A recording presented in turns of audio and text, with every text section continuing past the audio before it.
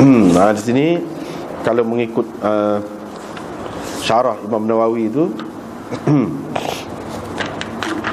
semuanya di bawah bab asa lagi. Bab asa lagi bab. Hak ini pun sambung hak tu lagi.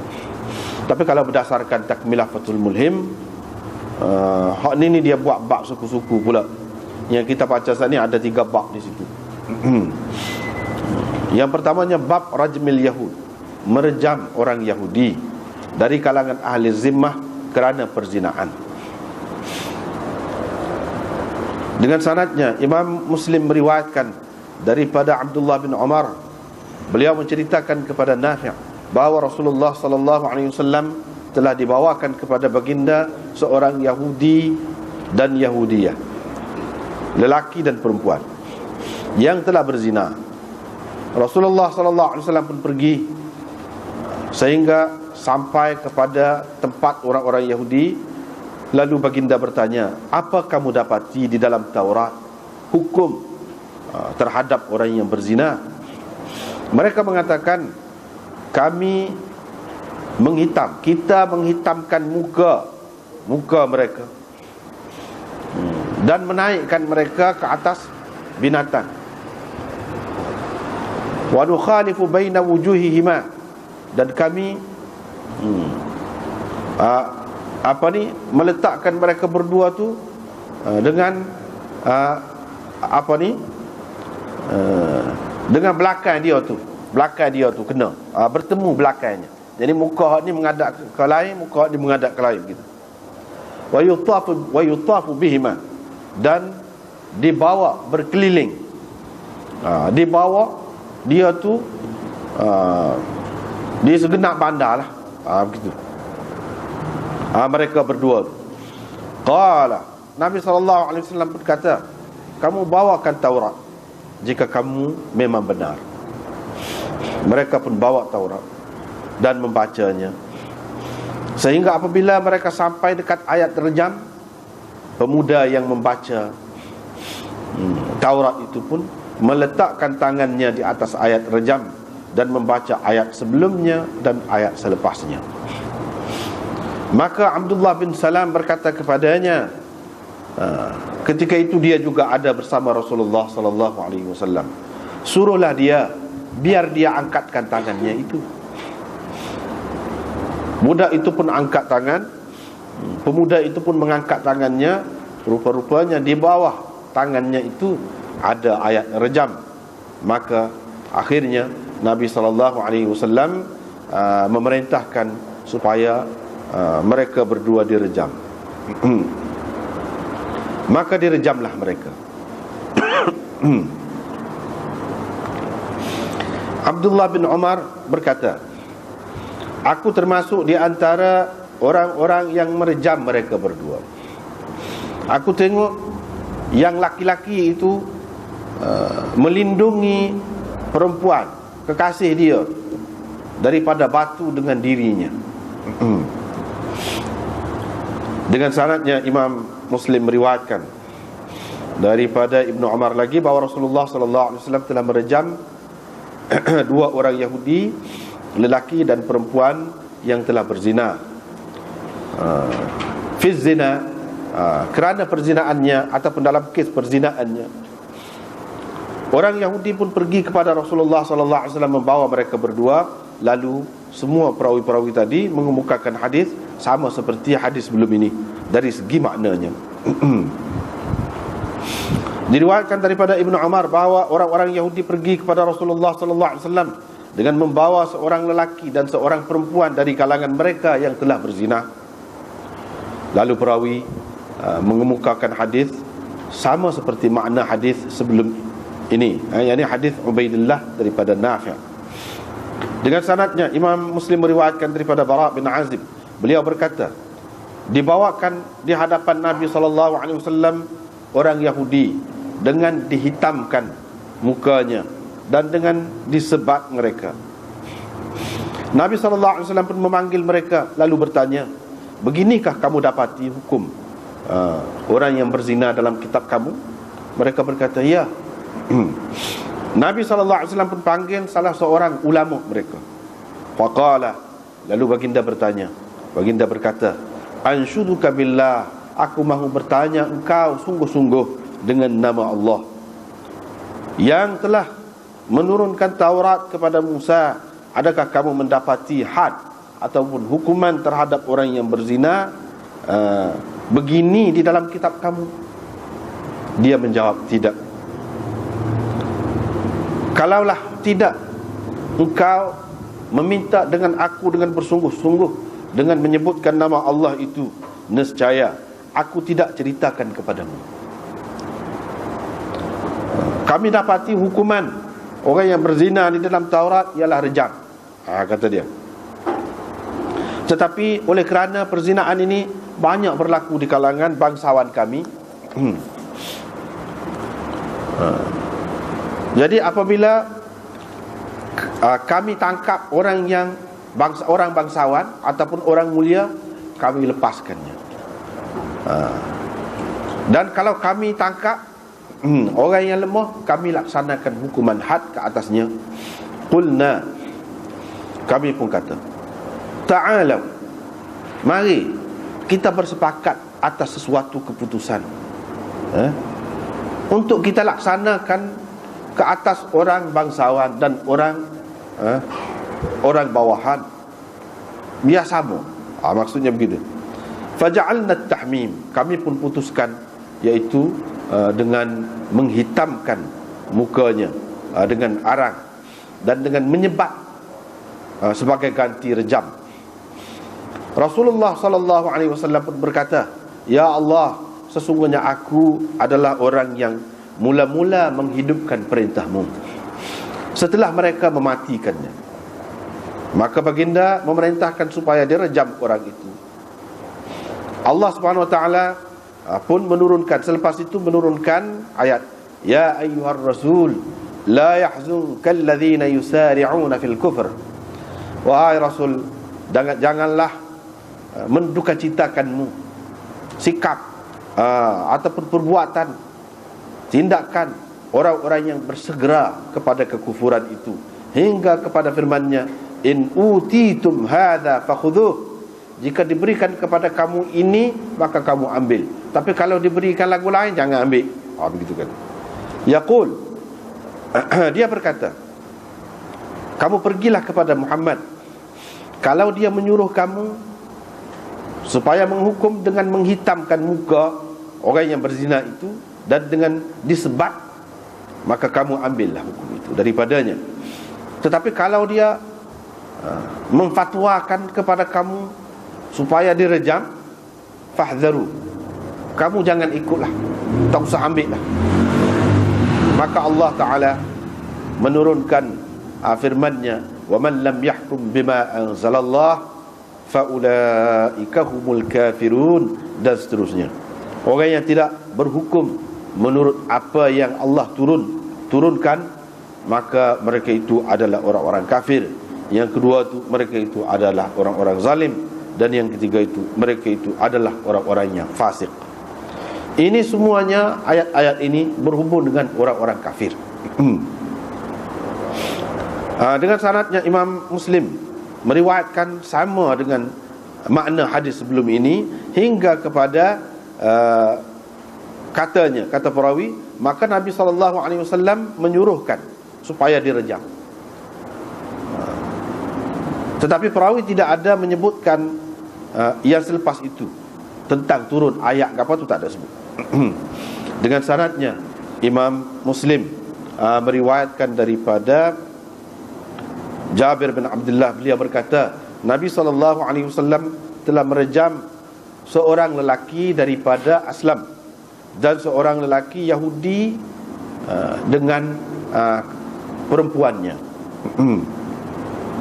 Dengan sanad satu lagi serupa tu juga lafaz dia, cuma bukan wamra'atahu, tetapi dia kata wamra'atan, seorang lelaki dengan seorang perempuan. Seorang lelaki Yahudi dengan seorang perempuan, bukan dengan perempuannya, ataupun takut kita faham isterinya, bukan. Itu bukan isteri. Dengan sanadnya Imam Muslim meriwayatkan daripada Abdullah bin Abi Aufa, Daripada Abi Ishaq Asy-Syaibani, beliau berkata, saya telah bertanya Abdullah bin Abi Aufa, pernahkah Rasulullah sallallahu alaihi wasallam merejam orang? Beliau menjawab, ya.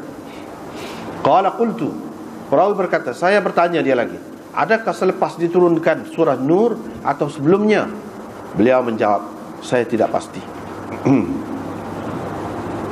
Dengan sanadnya, Imam Muslim meriwayatkan daripada Abi Hurairah. Ni cerita lain pula ni. Cerita kalau hamba berzina pula.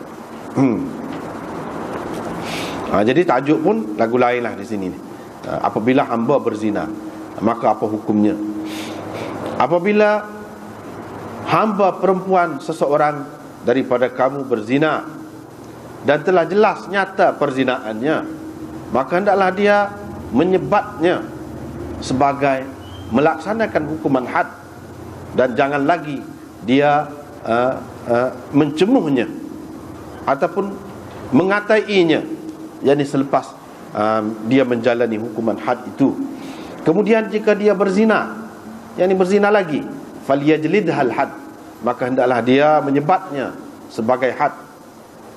Wala yusarrib 'alaiha, lagi tidak boleh. Kemudian pada kali yang ketiga, kalau dia berzina lagi dan telah terbukti nyata perzinaannya, falyabi'ha, maka hendaklah dia menjualnya, walau bihablin min sya'ar, walaupun dengan seutas tali daripada bulu, daripada bulu binatang.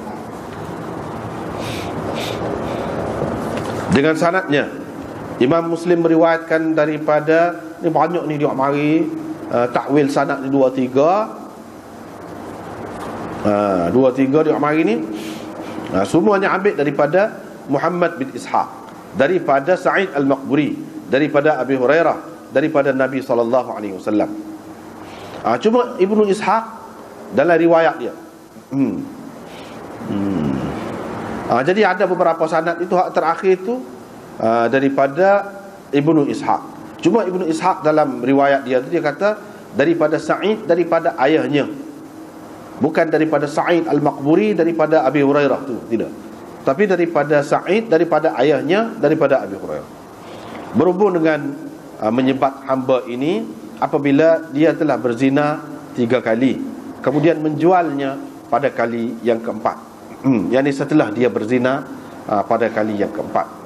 Dengan sanadnya, Imam Muslim meriwayatkan daripada Abi Hurairah bahawa Rasulullah sallallahu alaihi wasallam pernah ditanya tentang hamba perempuan yang berzina tetapi dia belum lagi muhsan, belum lagi berkahwin. Qala, Nabi SAW menjawab, jika dia berzina, maka hendaklah kamu sebatnya. Kemudian jika dia berzina lagi, kamu sebat lagi dia. Kemudian jika dia berzina lagi, kamu sebat lagi dia. Kemudian kamu juallah hamba itu walaupun dengan dhafir, jadi seutas tali. Ibnu Syihab berkata, saya tidak pasti adakah selepas kali yang ketiga atau kali yang keempat Nabi SAW suruh jual tu. Kalau Nabi dalam riwayat dia ada sebut tafsiran Ibnu Syihab tentang dhafir. Dhafir itu maknanya ialah al-habl, tali. Lepas tu riwayat satu lagi daripada Abi Hurairah dan Zaid bin Khalid al-Juhani. Supa tadi juga Rasulullah SAW pernah ditanya tentang amah, serupa dengan hadis sebelum tadi. Tapi dia tidak ada sebut kata-kata Ibnu Syihab dalam mentafsirkan makna al-dhafir itu, iaitu tali. Tak ada sebut dalam riwayat ni. Lepas tu riwayat seterusnya serupa dengan hadis Malik juga, tapi syak ada dalam hadis kedua mereka, iaitu tentang menjual hamba itu selepas kali yang ketiga kau berzina ataupun selepas kali yang keempat. Di situ syak. Ini bab takhirkan had daripada perempuan yang dalam bernifas, yakni selepas melahirkan anak tu, tak lepas masa patai lagi, orang kata tu. Situ. Jadi orang yang baru bersalin tidak boleh dilaksanakan hukuman had ke atasnya. Dengan sanadnya, Imam Muslim meriwayatkan daripada Abi Abdurrahman, beliau berkata, pernah Ali berucap, beliau berkata, wahai orang ramai, kamu laksanakanlah hukuman had ke atas hamba-hamba kamu, sama ada yang telah muhsan ataupun yang belum lagi. Kerana ada seorang hamba perempuan Rasulullah sallallahu alaihi wasallam telah berzina. Nabi sallallahu alaihi wasallam memerintahkan aku supaya menyebatnya. Rupa-rupanya dia baru melahirkan anak. Saya bimbang, saya takut kalau saya menyebatnya dia akan mati sampai saya membunuhnya. Kerana itu saya menyebutkan perkara tadi kepada Nabi sallallahu alaihi wasallam. Baginda pun berkata, baguslah, baiklah, bagus tindakanmu itu. Hal satu lagi itu pun begitu juga. Cuma dia tidak ada sebut yang sudah muhsan ataupun yang belum muhsan lagi. Tapi dalam riwayat ni ada tambahan begini, utrukha hatta tamathalah. Kamu biarkan dia, jangan laksanakan hukuman ke atasnya selagi dia tidak sembuh. Tamathala itu fi'il mudhari' bukan fi'il madhi, iaitu buang satu tak, hatta tatamathala, mana sampai dia tu jadi sembuh, sihat molek. Itulah beberapa hadis malam ni yang kita baca berkenaan dengan hukuman rejam lagi dan hukuman terhadap orang yang berzina. Hak selain daripada rejam macam hamba tadi tu. Jadi hadis hak mula-mula kita baca tadi dalam bab, kalau mengikut takmilah Fathul Mulhim tu bab suku lah, iaitu bab merejam orang Yahudi ahli zimmah kerana perzinaan ataupun dalam kes perzinaan. Jadi hak ni berdasarkan hadis-hadis ini, orang kafir yang duduk di dalam negara Islam dan memberikan taat setianya kepada pemerintah Islam, ia kena menjalani hukum jenayah Islam juga, serupa dengan orang Islam.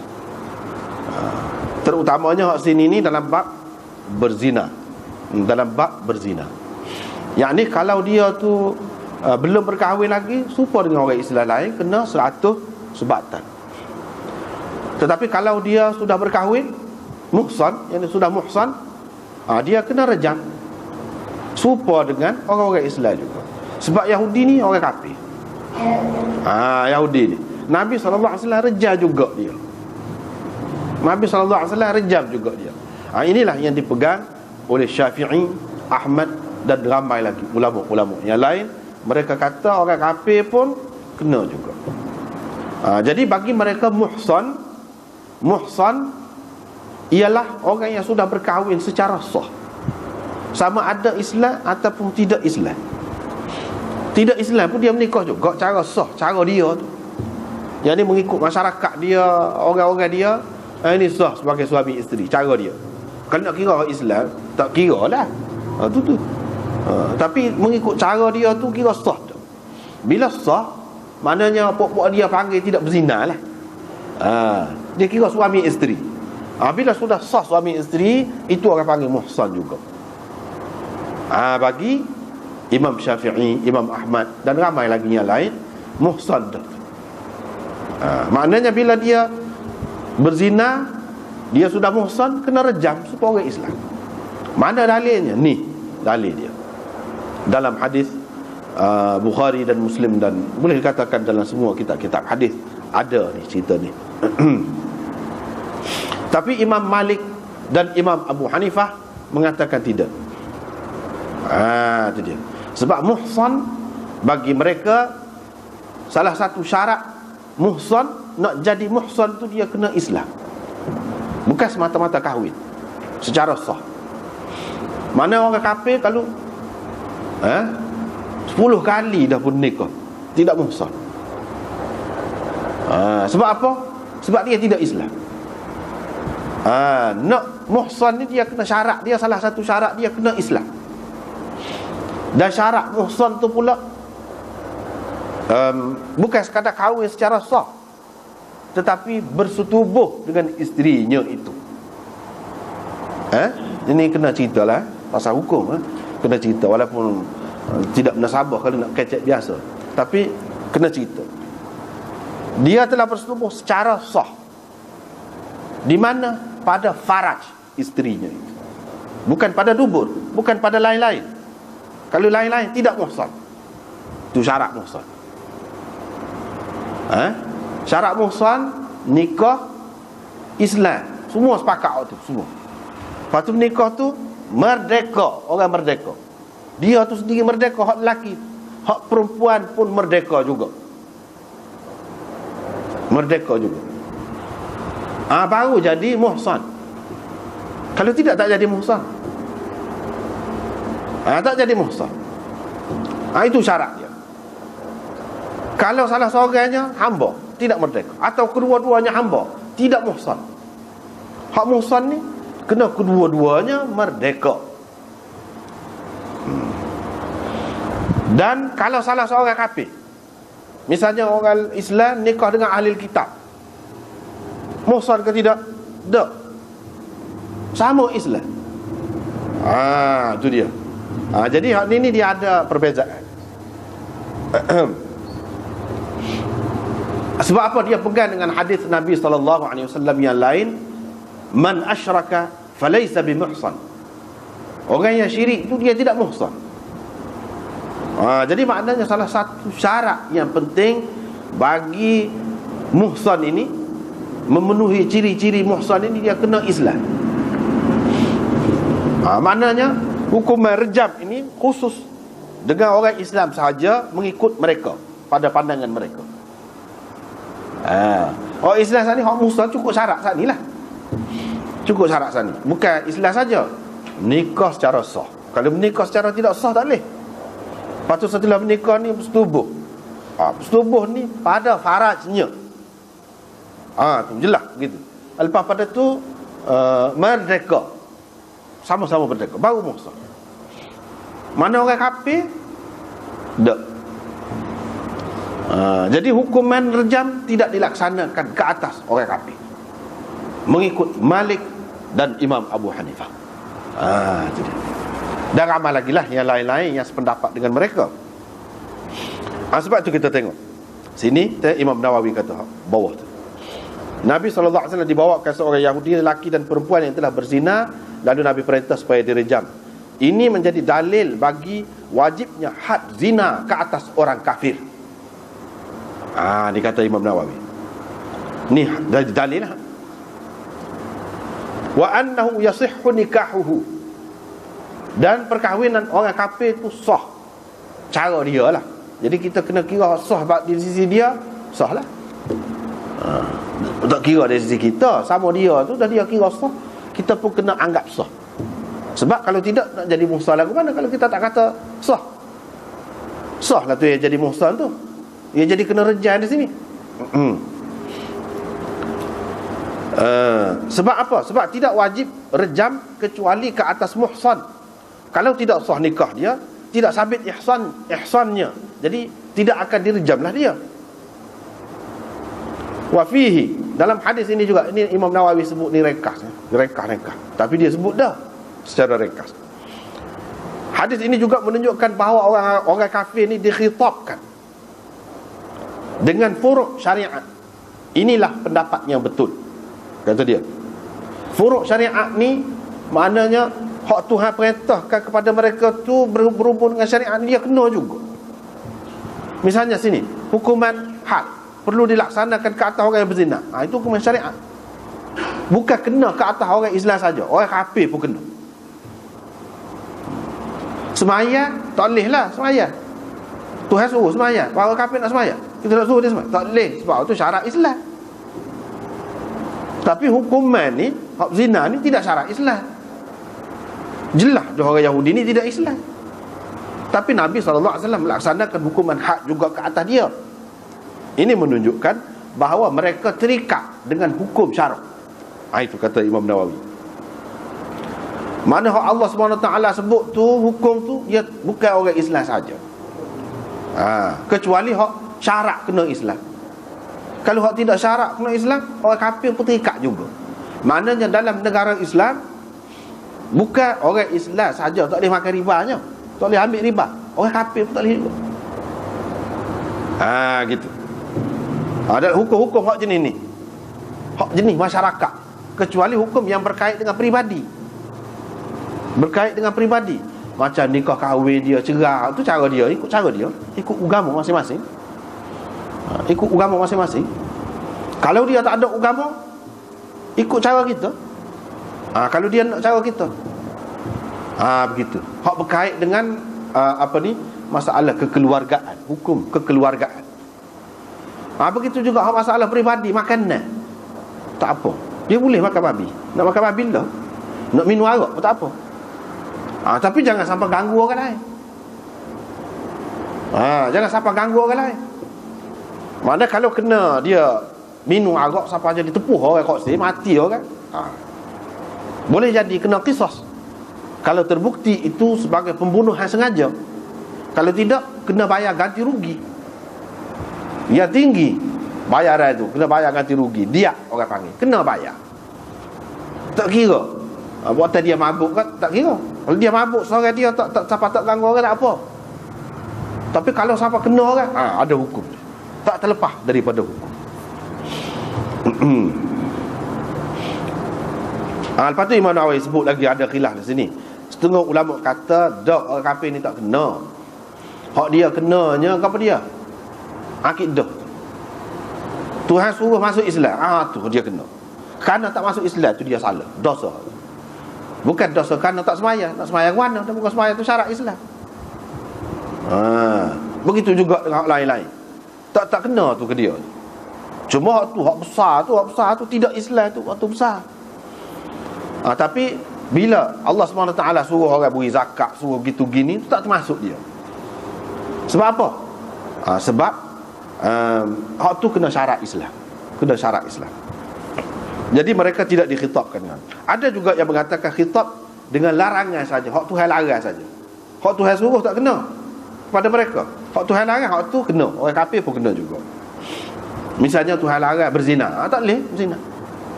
Tuhan larang minum arak, tak boleh minum arak. Tapi kalau hak Tuhan suruh sembahyang, Tuhan suruh pergi haji, tak kena hak tu. Jadi dia ada khilaf di sini di kalangan ulama.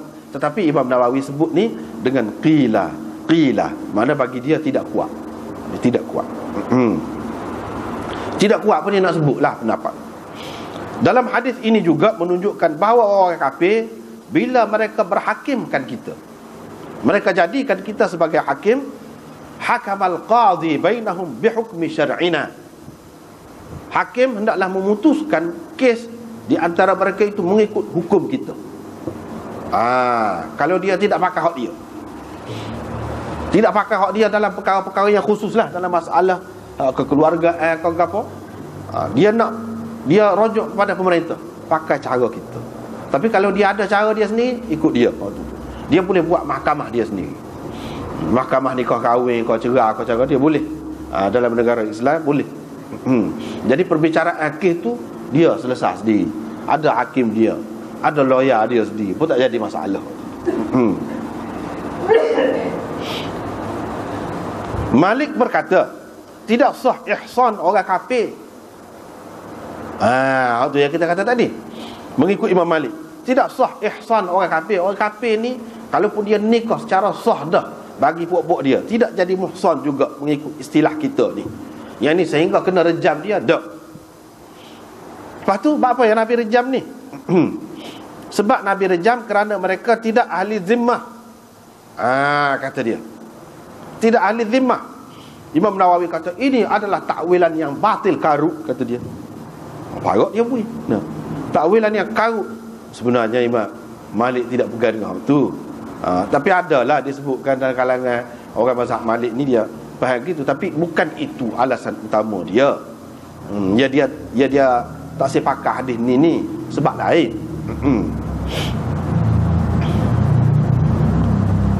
Sebab apa? Sebab Imam Nawawi kata batil itu. Jelas mereka ini ahli ahdi. Mana orang kafir yang duduk dalam di bawah naungan pemerintahan Islam.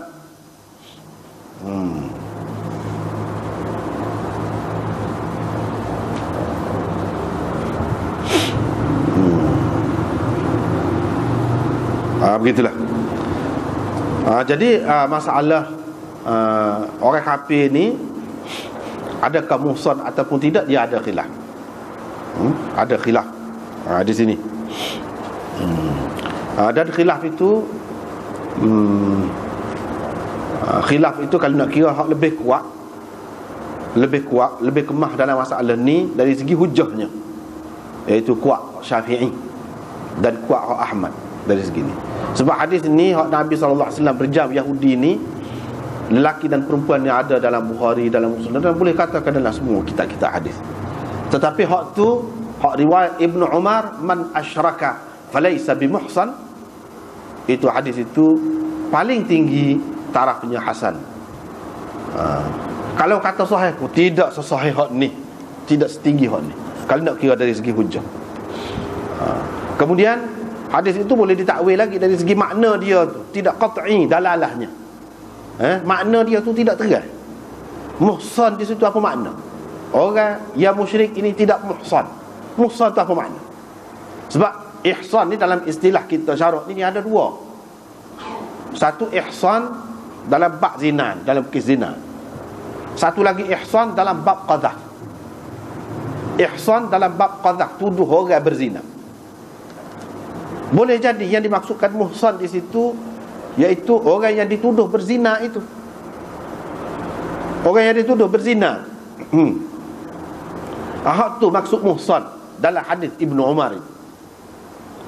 Artinya hak kata kena sebab 80 sebab tan ni, kan tuduh orang berzina ni, orang tu orang muhsan.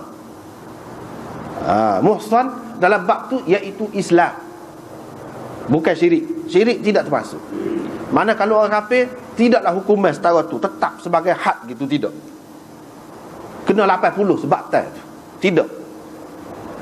Tapi adakah dilepas? Kalau lagu tu orang kafir berasa dia terbiarlah dalam negara Islam. Tidak makna lepas. Tapi sebagai melaksanakan hukuman had itu tak ada. Hukuman had ini kerana kes qazaf ni, apabila seseorang tu qazaf muhsan. Muhsan apa makna? Yang ni orang Islam, lelaki atau perempuan, tak kira. Kalau tidak Islam, dia tidak muhsan dalam bab qazaf tu. Bukan dalam bab zina ni. Sebab dalam bab zina ni jelas dah. Ni jelas dah disebutkan muhsan di sini. Jadi kalau di sini sebut muhsan, bagaimana kita nak kata tidak muhsan? Sedangkan Nabi SAW sendiri pun sebut muhsan. Padahal dia tu kafir. Menunjukkan istilah ihsan di sini dipakai berbeza. Jadi kalau dalam bab zina ni kalau kata muhsan, mana tak kira kafir pun termasuk juga muhsan, asalkan telah berkahwin secara sah. Hanya hak tidak termasuk sebagai muhsannya orang kafir itu dalam kes qadhaf, dalam bab qadhaf.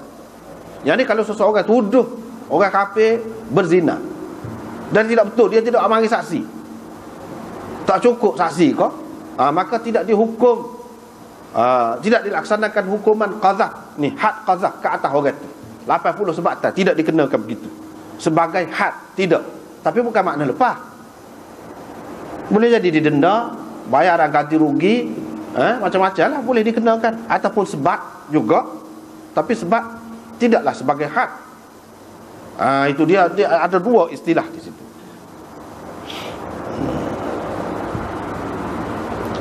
Sebabnya adalah hadis-hadis yang disebutkan muhsan ini untuk orang kafir itu. Tetapi ulama-ulama mazhab Hanafi dan mazhab Malik, dia kata sebenarnya hak ni hak Nabi SAW laksanakan hukuman rejam ke atas orang kafir ni. Dia kata hak dulu, hak ni sudah mansuh. Dia kata begitu. Salah satu hujah mereka. Dimansuhkan oleh mana? Hadis tadi jugalah, man asyraka falaysa bimuhsan. Jadi man asyraka falaysa bimuhsan ni kata dia kemudian hadis. Sebelum pada tu muhsan ke tidak muhsankan orang kafir, mana kena rejam. Kalau mengikut ni ahli kitab ni, ni apa ni, Kristian ni. Sebab dalam Kristian orang yang berzina tak kira muhsan ke tidak muhsan, kena rejam. Gitu. Jadi Hak ni kata dia Nabi SAW pakai pada ketika ni dia pakai mengikut syariat tu. Sebab tu Nabi SAW minta kitab tu lagu mana kitab kamu. Dalam kitab tu rejam. Jadi rejam tu pakai mengikut kitab mereka. Dan dalam Quran pun kata wal yahkum ahlul injil bima anzalallahu fi. Jadi orang-orang yang ikut kitab Injil tu dia kena berhukum mengikut apa yang Allah turunkan di dalamnya. Dalam Injil tu lah. Jadi dalam Injilnya suruh rejam. Jadi Nabi hanya sebagai pelaksana sahaja. Hukum itu adalah hukum dalam kitab suci mereka. Bukan hukum ni hukum hak Islam untuk mereka dak. Hukum hak Islamnya kata dia lepas tu mari, iaitu man asyraka falaysa bimuhsan. Orang yang musyrik tidak muhsan. Jadi bila tidak muhsan tak bolehlah nak sebab hukum kita ni kemudian hak muhsan rejam, hak tidak muhsan sebab ada beza. Jadi bila dia tidak muhsan tak bolehlah kita nak rejam berdasarkan hadis itu. Jadi kata dia hadis Ibnu Umar tu man asyraka falaysa bimuhsan, hak ni memansuhkan hadis hak ni semua ni. Ni hak ni semua. Itu pegangan dia sebenarnya. Bukan dia kata buatan dia tidak ahli zimmah ke apa dak, tu hujah tak kuat tu. Hak kuatnya dia pegang hak tu. Bahawa hadis-hadis ni sudah mansuh. Tetapi bagi ulama yang kata dak, macam mana kita nak kata hak tu memansuhkan hak ni? Nak mansuh-mansuh ni dia kena sama tarah. Kedudukan hadis hak ni tinggi kedudukannya, hak tu tak kuat mana. Kuat dah boleh dah pakai, tapi masih lagi boleh ditakwil makna dia tu seperti kita takwil tadilah. Muhsan tadi dengan makna ihsan dalam qadhaf boleh. Jadi kita tak boleh pakai gitu. Kata dia dalam bab nak nasah ni dia kena jelas. Satunya hak ni Nabi SAW kata bila? Jelaskah man asyraka falaysa bimuhsan ni Nabi SAW kata kemudian? Jelas kau gitu? Tak jelas. Lepas tu kena sama kuat. Hak ni tidak kuat, tidak lebih kuat daripada hak tu. Jadi tak boleh kita nak kata mansuh gini. Itu so. Yang kedua,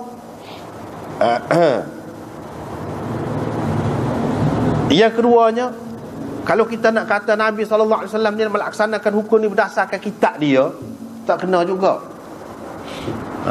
Hak ayat tadi nak ayatnya ini maknanya nak tekan pokok dia tu. Kalau tak saya pakai hak kita pun, sepatutnya kena pakai dah hak kita. Muka sekarang ni yang berkuasa ialah Islam, yang berjalan hukum Islam. Kalau kata tak saya pakai pun, kamu kena sebab dalam kitab kamu tu ada. Duk ada lagi. Apa yang tak saya pakai hak tu je. Bukan bermakna Nabi SAW nak suruh dia pakai kitab dia suku. Kalau berbeza dengan kita, dah. Kebetulan serupa. Dan memang serupa pun hak ni.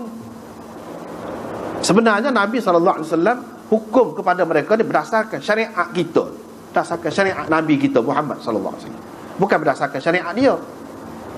Jadi bila syariat kita, mana nak mansuh, tak ada mansuh dah. Hak ni hak baru dah ni hukum hak mansuh, apa ni rejam ke apa. Cumanya hukum rejam ni tidak dalam kitab kita saja je, dalam kitab dia pun ada. Lepas tu buat apa dia lari tak lain pakai hak lain tu hukum mana? Kalau nak kata tak ada dalam kitab dia, itu alasan dia. Hanya ada dalam kitab kita saja, boleh kira juga. Ni tak. Sebab itu Nabi SAW buat mari kitab dia tu, minta suruh mari kitab dia, nak ayatnya, demo tak boleh lari ke mana-mana. Sebab dalam kitab demo pun lagu ni juga. Apa lagi sekarang ni hukuman yang berkuat kuasa dalam negara kita ni hukuman Islam. Dan Allah Subhanahu Wa Taala sebut dah, wa anihkum bainahum bima anzalallah. Putuskan hukum di antara mereka. Jadi mereka tu siapa? Mereka tu orang-orang kafir, mengikut apa yang Allah SWT turunkan. Dan banyak lagi ayat-ayat yang seumpama itu menunjukkan bahawa Allah SWT suruh Nabi SAW hukum mengikut kita, syariat kita, mengikut syariat kita. Apalagi kalau hak ada dalam syariat kita ni serupa dengan hak dia pun lagu tu juga, lagilah tak ada masalah. Jadi yang demo lari tu pergi hitamkan muka dan sebab tu lari kok mana tu, ambil mana. Jadi tujuan nak tekan demo tu tak pakai kitab dia yang sebenarnya, sudah ubah dah.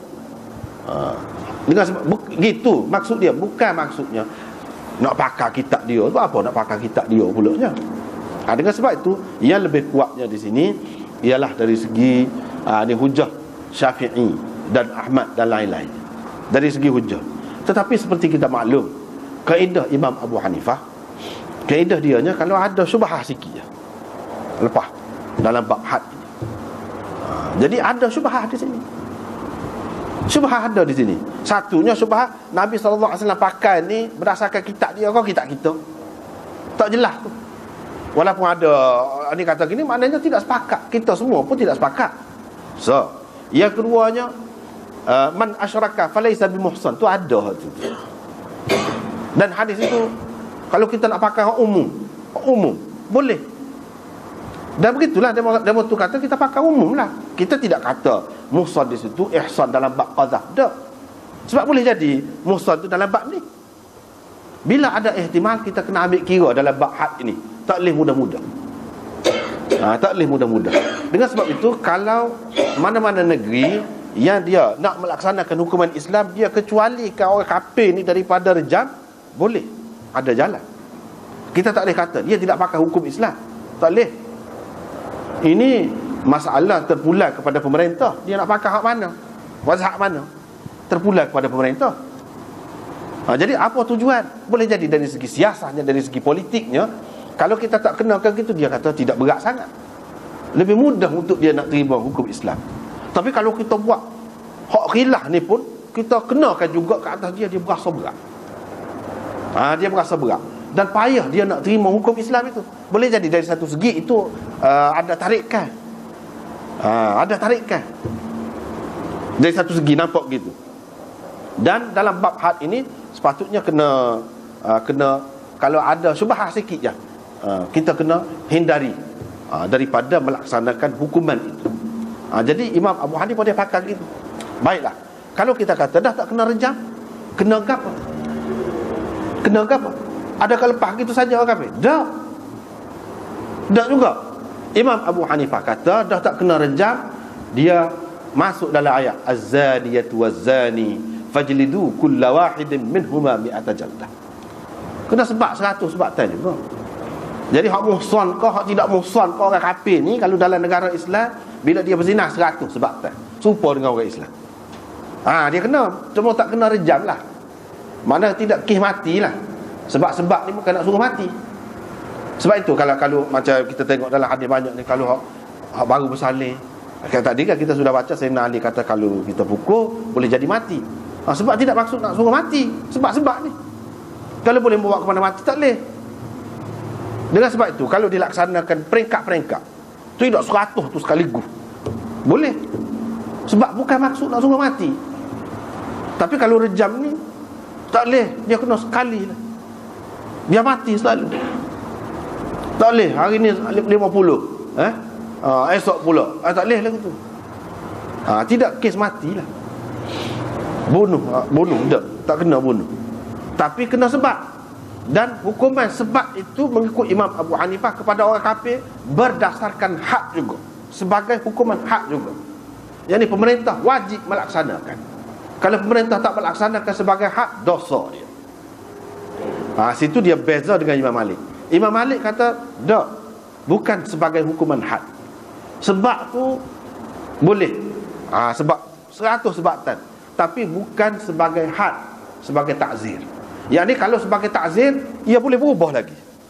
Tak mesti dalam bentuk tu. Tak mesti dalam bentuk tu. Itu makna takzir. Sebab kalau takzir, jadi kalau kita kata ta'zir tu kita nak ambil 100 sebatan, boleh juga lagu tu. Kalau tidak lagu tu, boleh. Sebab ta'zir dia terpulang kepada pemerintah. Jadi tidak terikat lagi dengan sebatan. Boleh jadi di penjara ke dia. Tapi kalau Imam Abu Hanifah tak boleh tukar. Tak boleh tukar hak lain. Dia kena sebab 100 sebatan tu. Nak penjara ke, nak denda ke, nak tak boleh. Tapi kalau mengikut Imam Malik, masih ada ruang lagi untuk dihukum dengan lain-lain hukuman lah. Masih ada ruang lagi. Situ beza dia. Tapi Imam Syafi'i dan Imam Ahmad dan kebanyakan ulama, termasuklah Maulana Taqi Uthmani di pos ini, dia sokong. Dia kata dari segi hujah kuat Syafi'i dan Ahmad. Dah ni kuat dia ni, kata dia, dari segi hujah. Tapi dari segi nak menghindari daripada hukuman had itu, ada juga jalan kepada mazhab Hanafi. Sebab Nabi SAW kata idra'ul hudud bisyubhat. Sekarang ni sudah ada syubhat. Dan mungkin dari satu segi lebih menarik orang kafir kepada Islam, sebab dia kata bukan semua hukum kena atas kita, tak. Kalau kena misalnya riba tak boleh, bukan kita saja tak boleh riba, orang dia pun tak kena riba, sama-sama tak boleh riba, kata dia. Dan riba ni tak molek, boleh kita huraikan kepada mereka tentang tak moleknya riba dan benda-benda lain lagi lah. Kalau tak molek, kita boleh royak kepada dia dan dia boleh terima hukum Islam. Dari satu segi ada kebaikannya, ada ruang lah untuk menarik orang kafir. Tetapi kadang-kadang kita tengok hukum ni, kita kata hak lembut tu mungkin menarik orang yang bukan Islam. Kadang-kadang tidak begitu. Orang bukan Islam pun dia kata kalau boleh hak teruk tu biar kena. Sebab dia pun tidak suka juga. Orang yang sudah berumah tangga, sudah ada suami, sudah ada isteri, tiba-tiba berzina, teruk. Jadi bukan orang Islam saja menganggap ini tidak molek, orang kafir pun gitu juga. Cuma dari segi hukuman tu, setengah mereka kata terlalu berat, setengah mereka kata dah sudah molek dah. Jadi tidak semesti juga, kita tak tahu juga dia tu kena hak mana. Walau bagaimanapun itulah dari segi khilafnya, gitulah.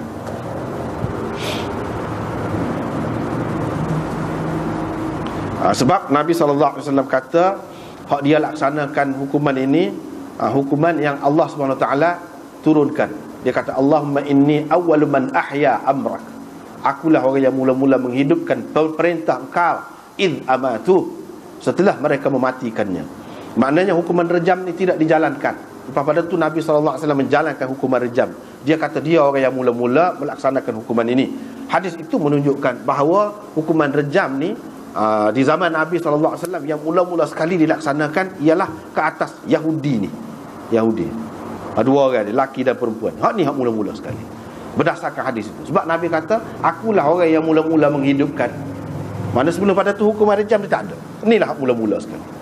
Begitu juga hadis Ibnu Abi Aufa tu, Abdullah bin Abi Aufa tu, orang tanya hak ni sebelum turun surah An-Nur ke selepas? Dia tidak pasti. Hak maksud dia tidak pasti ni hak hukuman terhadap ni Yahudi ni.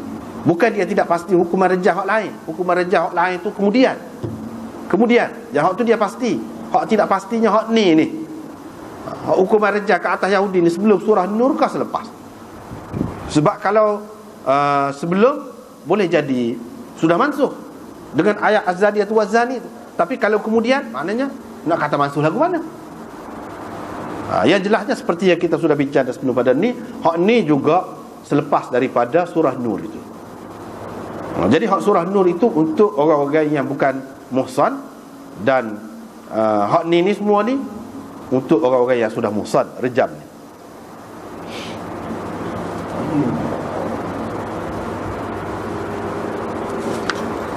Jadi dalam hadis-hadis yang kita baca ni juga kita dapati orang-orang Yahudi ni, dia Yahudi dan Nasara ni dia ubah kitab. Kalau tidak ubah pun ada dia tak pakai hak dalam kitab dia. Dia buat hukum sendiri. Kita pun mana kalau jadi lagu tu serupa lagu tu juga lah. Ada kita tak pakai undang-undang orang putih. Serupa tulah lah. Serupa tulah lah. Serupa dengan Yahudi Nasara ni lah dari segi tu. Dia ada kitab, dalam kitab tu pun ada rejam, tapi dia tidak pakai. Dia buat hukum sendiri. Serupa lah. Tak boleh. Jadi tak boleh lagu tu. Sebab itulah. Jadi hak jadi kafir, jadi fasik, jadi zalim apa ni bukan khusus dengan hak dulu. Ibnu Abbas mengatakan hak ni untuk mereka dan untuk kita juga. Boleh jadi sampai ke peringkat kalau tolak, tak terima hukum Allah, tidak melaksanakan hukum Allah ni, kalau dengan menganggap tidak wajib, tidak sesuai, jadi kafir. Ada kalanya bila tidak laksanakan jadi teraniaya orang, jadi zalim. Paling tidak bila tidak laksanakan itu jadi fasik. Tiga-tiga tu boleh masuk. Boleh masuk. Tidak khusus dengan ahli kitab saja. Jadi untuk kita sudah masuk. Apa makna? Jadi kita baca ambil berkat gitu saja. Dah, kita pun kena pakai hak tu juga. Kena pakai hak tu juga.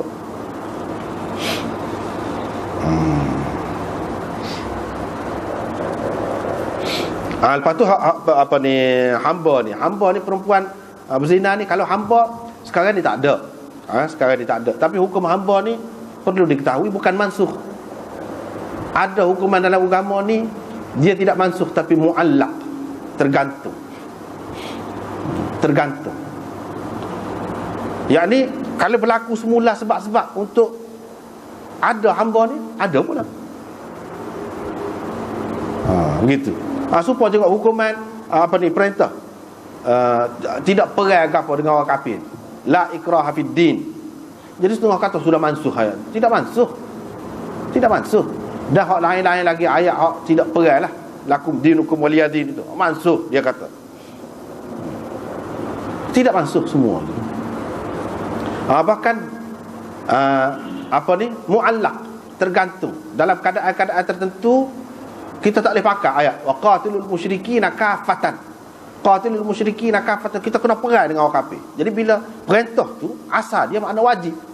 Mesti kalau kita tak perang dosa. Adakah dalam keadaan kita tidak cukup persediaan, kita dari segi peralatan apa ni kita kurang daripada orang kafir pun kita kena perang juga? Kalau kita tak perang kita dosa semua? Adakah lagu tu? Tidak. Setengah kata itu sudah mansukh. Tak ada masalah mansukh, cuma dia tergantung. Bila tak cukup syarat, tergantung. Maknanya kita tak buat waktu kerana tak cukup syarat, tak ada dosa lah kita. Tak perlu susah hati lah. Tapi bila cukup syarat, memang kena perang. Bila cukup syarat gitu. Kalau kita pakai lagu tu kan boleh. Jadi hak ni masalah hamba ni, kalau hamba lelaki ke perempuan dia tidak serupa dengan orang merdeka dalam masalah zina ni. Kalau berzina dia kena sebab saja. Rejam tak ada. Rejam ni untuk hamba tak ada. Walaupun sudah muhsan. Tak ada muhsan lah. Sebab muhsan ni dia kena merdeka. Dan dia tu hamba, mana muhsannya? Jadi dia tidak jadi muhsan dengan sebab menikah. Kalau hamba tu menikah dah, tidak jadi muhsan juga. Sebab hamba kan boleh nikah. Dengan orang merdeka boleh nikah. Dengan sama-sama hamba boleh nikah. Jadi hamba kalau pun sudah nikah tidak jadi muhsan juga. Jadi hukuman kepada hamba sebab saja. Sebab saja. Jadi sebab ni siapa yang nak sebabnya? Kalau berdasarkan zahir hadis ini, Nabi SAW suruh sebab. Suruh tuan tu sebab melaksanakan hukum ni. Jadi hukum ni sebagai hukuman had.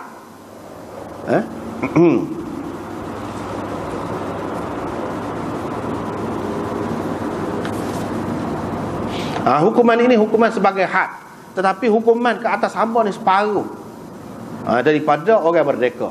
Berdasarkan ayat fa idza uhsinna fa in ataina bi fahishatin mubayyinatin fa idza uhsinna fa in ataina bi fahishatin fa alaihinna nisfu ma 'ala al-muhsanati min al-'adab. Ayat itu.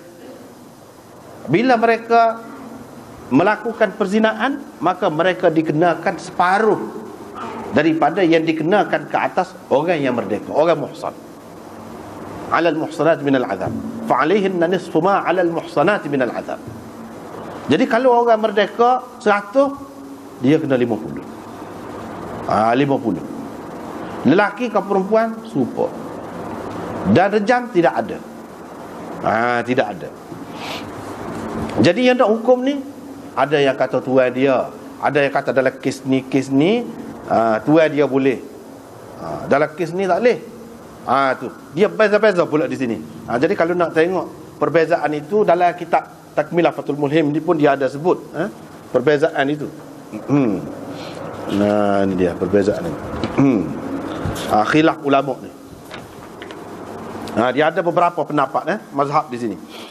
Yang pertama, tuan dia boleh melaksanakan semua hukuman had ke atas hamba dia. Ini pendapat Syafi'i, Ahmad, Ishaq, Abi Thawr, dan ini diriwayatkan daripada sekumpulan sahabat seperti Ibnu Umar, Ibnu Mas'ud, Anas bin Malik. Ini pendapat yang pertama. Jadi kalau hamba melakukan apa-apa kesalahan yang dikenakan had, tidak nanti pemerintah kena laksanakan. Tuan dia sendiri boleh laksanakan. Tuan dia sendiri. Semua hukum had. Ini satu. Yang kedua, tuan boleh melaksanakan hukuman had zina saja. Had lain tak boleh. Had curi kau tak boleh. Nak kat tangan tak boleh. Ini pendapat Sufyan Ats-Tsauri dan Auza'i. Yang ketiga, tuan hanya boleh melaksanakan hukuman had, zina, qazaf dan minum arak saja. Tapi kalau had, curi dan hirabah tak boleh. Ini pendapat Malik, Laith bin Sa'ad dan lain-lain. Tetapi yang keempat, tuan tak boleh melaksanakan apa-apa hukuman had ke atas hamba dia. Yang boleh melaksanakan hukuman had ini hanyalah pemerintah saja. Ini pendapat Imam Abu Hanifah dan Kufiyin. Hak ni molek, paling molek. Hak ni hak paling molek. Dalam kebanyakan hukum-hukum jenayah ni, banyaknya Abu Hanifah hak molek. Tapi tidak semua. Tidak semua juga. Jadi apabila kita nak gubal undang-undang, nak buat undang-undang, kita boleh pilih hak mana-mana. Boleh pilih. Tidak kata terikat dengan dah kita sini Syafi'i, kita mesti terikat Syafi'i. Tak ada siapa pun kata lagu tu. Kalau dia kata lagu tu, dia tak erti lah tu. Dia tak erti. Tahawi dia pegang dalil dia, riwayat Muslim bin Yasar. Dia kata al-hudud ni kana Abu Abdullah rajul min as-sahabah yaqul az-zakat wal hudud wal fai wal jum'ah ila sultan. Ni tanggungjawab sultan, pemerintah. Dan banyak lagi lah dalil-dalil yang lain disebutkan di sini. Jadi maknanya semuanya perlu dilaksanakan oleh pemerintah. Kalau kita lock kepada tuan ni orang biasa ni boleh macam-macam. Tak cukup syarat dia pun dia kerak tangan, lagu mana nak jadi lagu tu? Dia sebab kerana syubhah pun boleh jadi berlaku begitu. Sebab dia tidak ada mahkamah, tidak ada bercara, tidak ada saksi, tidak ada gapo. Baiklah, kalau kita kata tuan ni hak perlu ada saksi. Baik. Kalau saksi tu misalnya tarik balik, adakah dia boleh kenakan bayaran ganti rugi? Tak boleh. Tak boleh. Bila tak boleh, mana dia tidak ada kuasa sepenuhnya. Tapi kalau pemerintah, katakanlah saksi, dia bersaksi bahawa orang ni berzina, orang tu telah dihukum, akhirnya pokok dia tu tarik balik. Bila tarik balik, zina kau, curi kau, kita kata siapa kerak tangan orang. Jadi bila dia tarik balik, dia kena bayar ganti rugi tu. Semuanya kena bayar ganti rugi. Kepada hak ni, hak teraniaya saat ni. Kena bayar. Pemerintah boleh kenakan bayaran itu. Tetapi dalam kes tuan, tak ada, tuan boleh kenakan begitu. Tak ada siapa kata boleh. Jadi ada kuasa apa untuk nak buat gitu? Sebab itulah tak boleh. Kes-kes yang seumpama ini dia kena pemerintah saja. Orang amal ni tak boleh. Jadi ini masalah hamba. Dan kalau hamba bila dia berzina, hamba lelaki ke hamba perempuan, yang disebut hamba perempuan di sini, sebab biasanya orang nak kepada hamba perempuan.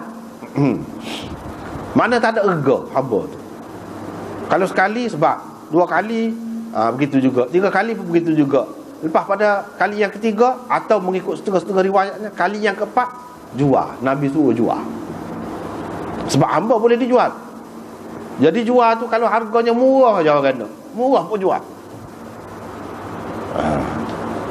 Begitu. Sebab apa? Sebab tidak molek dah duduk dengan dia. Boleh jadi dia tidak dapat kawal hamba itu. Kalau duduk dengan orang lain boleh kawal. Dan mungkin tidak berlaku begitu. Dan mungkin dia berubah pula apabila duduk dengan orang lain. Boleh jadi berlaku gitu. Jadi kita ringkas sajalah hamba tu.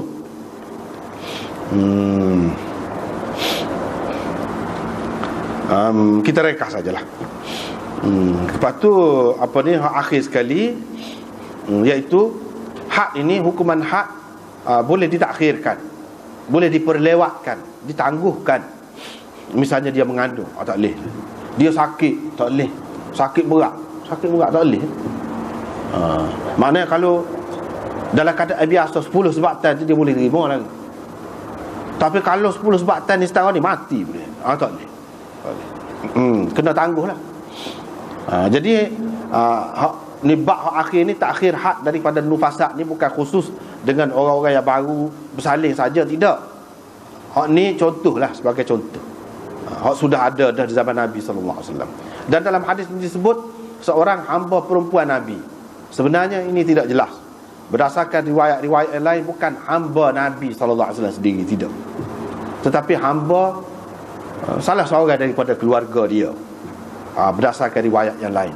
Sebab kita nak kata hamba Nabi SAW, hamba perempuan Nabi SAW ni, dia ada keistimewaan dia sendiri, walaupun dia hamba. Seseorang hamba yang pernah digauli oleh Nabi SAW, yang Nabi tidur sekali dengan dia, dia ada keistimewaan dia sendiri. Tidak terbukti dalam mana-mana hadis yang sahih mereka itu telah melakukan sesuatu jenayah yang besar. Tak ada. Tak ada. Sebab dia hamba ni, dia jadi sebuah isteri jugalah, cuma tidak atas nama isteri. Dari segi nak bergaul dengan dia tu sebuah isteri. Jadi tidak sabit. Hak ni sebab apa kita tak boleh pakai? Satu, berdasarkan riwayat-riwayat yang lain, bukan hamba Nabi sendiri. So, yang keduanya, riwayat ini adalah termasuk di antara riwayat yang dipertikaikan oleh ulama. Ulama pertikai, Muslim ni apa dia mari hadis sudi ni. Sudi ni orang tahu belaka dah, tak boleh pakai ni sudi ni. Dia Syiah pula, bukan Syiah main-main ni. Maki Abu Bakar dan Umar ni. Macam mana Muslim nak bagi? Tapi jika kita ingatkan kaedah dalam Sahih Muslim ni, dia akhir-akhir bab dia ada wak mari hak lemah. Hak tu memang tidak syarat Muslim hak tinggi tu bukan duduk sini. Ni ujung dah ni. Dua hadis ni ujung. Kalau mengikut syarah Imam Nawawi ni, dia termasuk dalam bab hak dulu jugalah. Dah kalau bab hak dulu memang ujung benar dah hak ni. Munasabahlah kalau dia ambil riwayat sudi ke pun. Tetapi setengah ulama kata, ya kalau ia pun ujung ni masalah ke dia ni. Masalah besar juga, tak sepatutnya Imam Muslim buat masuk sini. Sebab itulah Imam Muslim dikritik di sini. Di antara yang dikritiknya hadis ni. Apa dia ambil riwayat sudi? Di sini nampak amah Rasulullah tu tak molek. Aib. Mana orang yang pernah bergaul dengan Rasulullah, mana telah melakukan gini sehingga dilaksanakan hukuman had. Kalau kita pakai hak dia ni, maknanya kekurangan juga Rasulullah sallallahu alaihi wasallam. Rasulullah ni kurang dia, hamba dia pun tak boleh kurang sabit dengan dia. Hamba dia tu pun molek juga. Kalau dia duduk sekali dengan dia, molek. Itu kesan dia je. Jadi hak ni kalau kita pakai riwayat ni, situ sah masalah. Itu mana kena Rasulullah sallallahu alaihi wasallam. Tak boleh. Lepas pada tu Nabi sallallahu alaihi wasallam telah memerintahkan supaya aku sebab. Kenapa Nabi tak selidik dulu? Sepatut dia selidik. Kena saya nali waya. Saya takut kalau saya sebab dia akan mati. Saya akan membunuhnya. Nabi sudah putuskan dah, kamu sebab. Apa Nabi hukum tu tidak siasat dulu? Ni nasib baik Sayyidina Ali ni mikir. Tu dia. Ni ada Ali kan ni? Ada Ali ni. Kita beringat sikit. Kalau Syiah, mana Ali ni padahal lagi pada Nabi. Kau tu Imam Muslim pun kena juga. Nak mana? Sebab tu benda ni kalau dah tabur kan, kalau tabur banyak ni ada lah hak kena. Hak tak ada salah pun kena. Hak beringat dah pun ada kadang-kadangnya kena. Lagu tu lah. Sebab itulah Hakim, Daraqutni dan lain-lain kritik. Tak kena Muslim apa lagi. Tak boleh pakai. Tapi kaedah dia ni kita boleh pakai. Dulu ada dah kan, dulu ada. Imra'ah Ghamidiyah dulu, dia bawa anak dia, dia mengandung, Nabi kata balik. Nabi tidak ukur saja. Itu sahih. Lepas tu mari anak, tak boleh. Sebab dia nak menyusu dia. Hak tu ada dah. Tak payah hak ni. Kita pakai hak tu. Jadi begitulah. Hak ni Nabi puji pula Sayyidina Ali. Bagus tu buat lagu. Jadi dia sendiri putus lagu mana? Tak kena tu lagu tu. Inilah sebabnya. Sebab itulah kita kata Bukhari dan Muslim ni setengah-setengah orang kata semua sahih. Tak kena tu. Dia tak baca molek. Kita hak baca ni Bukhari Muslim mengajar ni jumpa banyak dah. Bukan sedua hak tidak sahihnya. Banyak juga. Tapi tidaklah sebanyak kitab-kitab lain. Tidaklah sebanyak tu. Memanglah kitab ni lebih tinggi daripada hak lain tu, ya. Tapi nak kata kita boleh pejam mata terima belaka, tak. Tidak lagu tu. Tak payah ngaji dah Muslim ni. Hak mana ada dalam ni betul belaka. Jangan lagu tu. Tak boleh. Dia kena ngaji lah. Kena ngaji lagu saat ni lah. Kita akan jumpa lah sudi tu siapa. Sudi tu semua orang terima. Orang tahu belaka dia. Tak boleh pakai. Jauzajani kata dia ni pendusta besar, pemaki hamun. Maki hamun pula, bukan maki orang biasa, maki Sayyidina Abu Bakar dan Sayyidina Umar ni. Tak pakai orang lagu ni. Cuba tengok riwayat dia. Dia ada lalu bau hak dia ni. Buah dia tak ada sekali. Sampai kurang Nabi. Sayyidina Ali lagi lebih. Mana boleh gitu. Nah, jadi sekat itulah. Jadi kita sudah habis dah bab ni. Bab rejam ke apa ni, dan masuk kepada bab haddil khamri pula. Yang hukuman had terhadap orang yang minum arak. Jadi kita berhenti sekat itulah. Nampak je kita pun tak lama dah nak puasa ni. Minggu depan ni kira tak ada dah. Kitanya cuti. InsyaAllah kalau tak ada apa-apa, panjang umur, sihat, tak ada apa-apa, kita akan sambung pula pada 24 hari bulan Oktober. 24. Mana hari ni, hari Rabu ginilah. InsyaAllah kalau tak ada apa-apa, kita akan sambung pula. Jadi untuk sementara tu kita berhentilah sekali. Wallahu a'lam.